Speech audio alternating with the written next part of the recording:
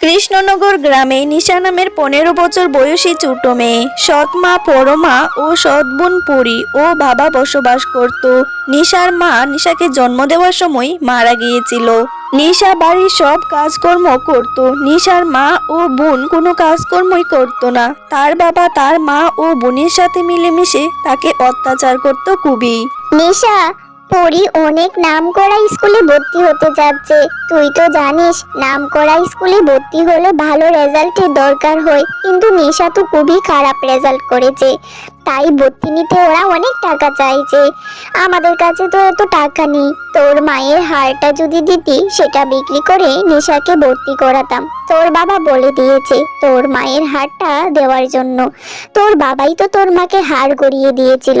হাড়টা এখনই আমাকে দে। কিন্তু মা, এটা যে আমার মায়ের শেষ স্মৃতিচিহ্ন। আমার কাছে মায়ের যে আর কোনো স্মৃতিচিহ্ন নেই। আমি হারটা দিতে পারবো না। তুমি আমাকে ক্ষমা করো। বাবাকে আমি বলবো বুঝিয়ে। দেখলে তো, তোমার সৎ মেয়ে কেমন চ্যাটাং চ্যাটাং করে বলে দিল ওর মায়ের হার দিতে পারবে না। তোমার মেয়ে যদি হার না দেয়, আমার মেয়ে যদি ভালো স্কুলে পড়তে না পারে, তাহলে এই ঘর সংসার কিচ্ছুই আমি করব না। আমি আমার মেয়েকে নিয়ে এক্ষুনি এই বাড়িঘর সবকিছু ছেড়ে চলে যাব। হ্যাঁ হ্যাঁ বাবা, আমিও মায়ের সাথে চলে যাব। আমার সব বন্ধু বান্ধবেরা এখানে ভর্তি হচ্ছে, আমি কেন খারাপ স্কুলে ভর্তি হব? আমাকে ওইখানে ভর্তি করতে হবে, যত টাকা লাগে সব দিতে হবে। আমি কিচ্ছু জানি না। দিদিকে বলো হারটা দেওয়ার কথা, নয়তো আমরা চলে যাব। আরে পরমা, তুমি এটা নিয়ে এত চিন্তা করো না। একটা সামান্য হাড়েরই তো ব্যাপার। এটা নিশার থেকে নিতে তেমন বেশি কষ্ট করতে হবে না। তুমি এত চিন্তা করো না। নিশাকে আমি দুটো দমক দিলেই হাড়টা দিয়ে দিবে। তোমাদের যাওয়ার কোনো প্রশ্নই আসে না। হ্যাঁ হ্যাঁ, হারটা নিয়ে নিলেই হলো। আর কিচ্ছু শুনতে চাই না। হার চাই, নয়তো এই ঘর সংসার কিচ্ছু করব না। নিশার বাবা নিশাকে ডেকে অনেক বকাবকি করতে থাকে।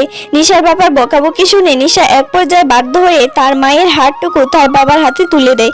নিশার বাবা নিশাকে মানা করে দেয় আর যাতে স্কুলে না যায়। স্কুলে যাওয়ার কোনো দরকার নেই, বাড়ি কাজকর্ম করবে, এরপর মেয়েকে বিয়ে দিয়ে দিবে। এইসব কথা শুনে নিশা খুবই কষ্ট পায়। নিশা ওই স্কুলেই পড়তো যেখানে পরীকে ভর্তি করতে চাইছে তারা। নিশার ওইখানে পড়তে 1 টাকাও লাগতো না, কারণ নিশা খুবই ভালো ছাত্রী ছিল। সে স্কলারশিপের মাধ্যমেই স্কুলে পড়াশোনা করত। এরপর নিশা আপন মনে প্রতিদিনের মতো আবারও বাড়ির সকল কাজকর্ম করতে শুরু করে দিল। হঠাৎ করে বাজারে তার ম্যাডামের সাথে দেখা হয়ে গেল। কি ব্যাপার নিশা, তুমি এখন স্কুলে কেন যাচ্ছ না? কয়েকদিন তো মাত্র রইলো পরীক্ষার, কয়েকদিন পরেই তো পরীক্ষা। তুমি এমনি স্কুল কামাই করলে কি করে ভালো রেজাল্ট করবে? তোমার মতো এত ভালো ছাত্রের এরকম পরিণতি হবে আমি কখনো ভাবিনি। ম্যাডাম, আমি আর পড়াশোনা করব না, এই জন্যই স্কুলে যাই না। আমি আর কখনো স্কুলে যেতেও পারবো না। আমার পড়ালেখা কপালে এই পর্যন্তই ছিল, তাই হয়েছে। কি বলছো কি নিশা? এসব কি তোমার সৎ মায়ের কারসাজি? তাহলে আমি এক্ষুনি যাব তোমার বাড়িতে, তোমার সৎ মায়ের সাথে কথা বলবো। তোমার মতো একজন এত ব্রাইট স্টুডেন্টের সাথে এত বড় অন্যায় হতে পারে না। না না ম্যাডাম, আপনি আমার বাড়িতে যাবেন না। শুধু শুধু ঝগড়া ঝামেলা হবে। আমার মা আমাকে এইসব কথা কিছুই বলেনি। আমি নিজে থেকেই পড়াশোনা করব না, এর জন্য আমার মা দায়ী নন। কি মজা, দিদি হার দিয়ে দিয়েছে, এবার আমি নতুন স্কুলে ভর্তি হব। কি মজা। আমার পাগলি মেয়ে। নিশার ম্যাডাম যখন শুনলো নিশা আর পড়াশোনা করবে না, তখন নিশার ম্যাডামের খুবই খারাপ লাগলো। এবং নিশা খুব ভালো স্টুডেন্ট হওয়ায় নিশার ম্যাডাম নিশাকে খুবই ভালোবাসতো। তাই তার বাড়িতে ছুটে এলো তার বাড়ির লোকের সাথে কথা বলতে। কিন্তু তার বাড়ির লোক নিশার ম্যাডামের সাথে খুবই খারাপ ব্যবহার করছিল এবং খারাপ খারাপ কথাও বলছিল। তাতে নিশার ম্যাডাম অনেক কষ্ট পেল এবং চলে গেল। নিশা, তুই তোর ম্যাডামকে বলেছিস আমরা তোকে পড়াশোনা করতে দিচ্ছি না? তুই এসব কথা বলেছিস বলে তোর ম্যাডাম আজকে আমাদের বাড়িতে এলো। বাড়ি বয়ে এসে বাজে বাজে কথা বলে গেল। তোর জন্য এতগুলো কথা শুনতে হয়েছে। তোর বাবা কিন্তু রাগ করে বাড়ি ছেড়ে চলে গেছে। আমি তোকে চুলের মুঠি ধরে টানতে টানতে মারতে মারতে এমন অবস্থা করব যা তুই কল্পনাও করতে পারবি না। আমি এসব করার আগে তুই আমার বাড়ি ছেড়ে চলে যা সারা জীবনের মতো। এই বাড়িতে আর কখনো আসবি না। না না মা, আমি ম্যাডামকে এমন কোনো কথা বলিনি। তুমি আমাকে ভুল বুঝছো। ম্যাডাম আমাকে অনেক ভালোবাসে তো তাই এসেছে।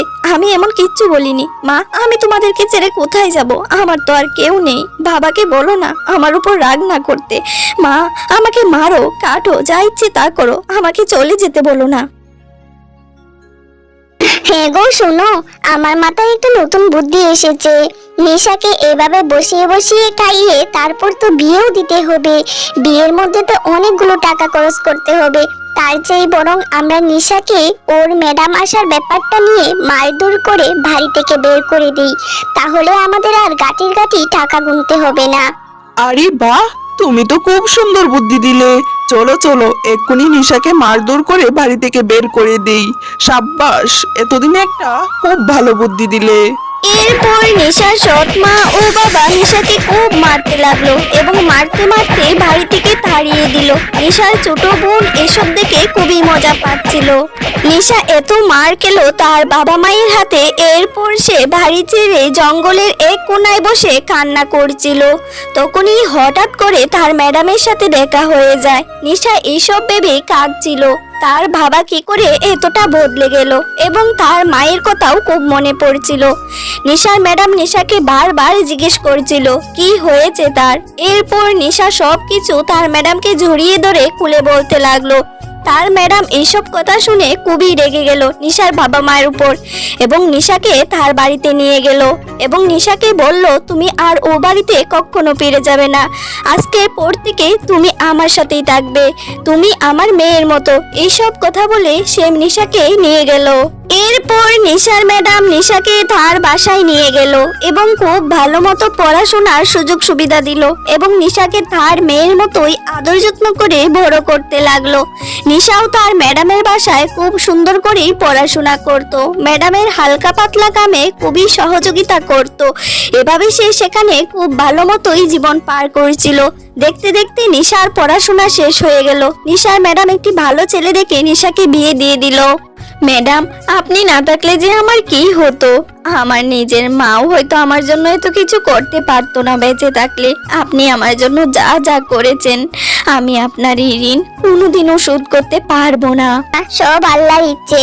তুমি জানো, আমার মেয়ে যখন 2 বছর বয়স তখন আমার মেয়ে ওর বাবার সাথে ঘুরতে গিয়েছিল। সেইখানে দুজনেই অ্যাক্সিডেন্ট করে মারা যায়। তখন থেকে আমি একলা জীবন পার করছি।